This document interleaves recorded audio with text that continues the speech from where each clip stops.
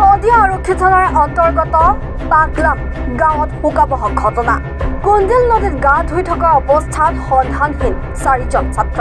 তাৰে ভিতৰত 2জন ছাত্ৰৰ মৃতদেহ স্থানীয় লোকে উদ্ধাৰ কৰিবলৈ সক্ষম হয়। আনহাতে আন 2জন সন্ধানহীন ছাত্ৰ ক্ৰমে বিবেক চেত্ৰী আৰু ৰাম ভট্টৰাইক উদ্ধাৰৰ বাবে স্থানীয় ৰাইজ আৰু SDF বাহিনীয়ে কুন্দিল নৈৰ বুকুত অভিযান অব্যাহত ৰাখিছে। এটামান বজাত গৈছিলোঁ, 6জন গৈছিলোঁ, ৰূপেশ মই আৰু ভাস্কৰ, বিবেক, ৰাম আৰু অমৃত, আমি কেইটা গৈছিলোঁ। তাৰপিছত তালৈ গ'লোঁ হা, এই ঘৰৰ পৰা মানে মই গম পোৱা নাছিলোঁ সিহঁতি খাব বুলি। তাত সিহঁতি তাৰপিছত আহি কিনে ক'লে মই পাৰ্টি খাওঁ বুলি ব'লা বুলি ক'লে। কালিয়ে প্লেন বনাই থৈছিলে। তাৰপিছত ক'লে সেনেকৈ কৈ কিনে আমাৰ পইচা গোটালে খাওঁ বুলি। গৈ স্প্ৰাইট ল'লে আৰু মিক্সাৰ এইবিলাক লৈ মেলি আমি এপিনি খাওঁ বুলি কৈছিলোঁ। ইয়াৰ ওচৰতে খালী জেগা আছিলে যে, এইটো কাৰণে খাওঁ বুলি কৈছিলোঁ আমি। তাৰপিছত সিহঁতি ক'লে নাই সেইটো জেগালৈ অকণমান দূৰলৈ যাওঁ বুলি ক'লে। সেই জেগাডোখৰ নামটো ভালকৈ নাজানো।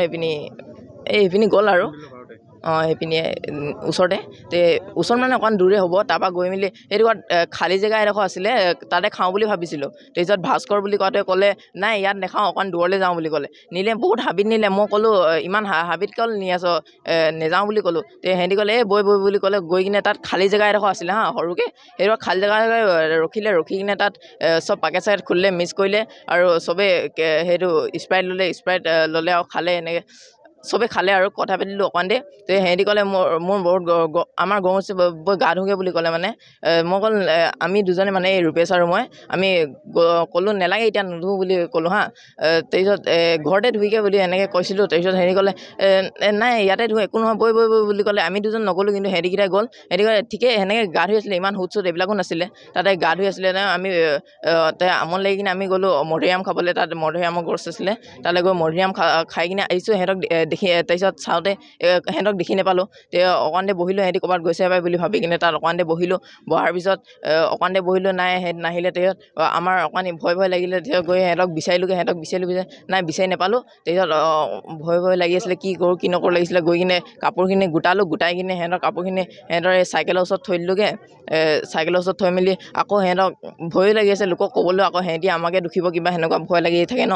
ভয় লাগি আছিলে তেতিয়া মানে ক'বলৈ বৰ সাহস নাছিলে আৰু বিচাৰিলোঁ ইপিনি সিপিনি বিচাৰিলোঁ।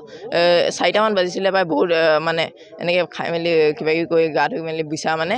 তাৰপিছত লাষ্টত উপায় নাপাই কিনে গৈ কিনে মই ঘৰত ক'লোঁগৈ, মাক ক'লোঁগৈ। তাৰপিছত মায়ে ফোন কৰি দিলে যাক তাক, ফোন কৰি কিনে আহি কিনে বিচাৰিছিলে। এতিয়া 6জন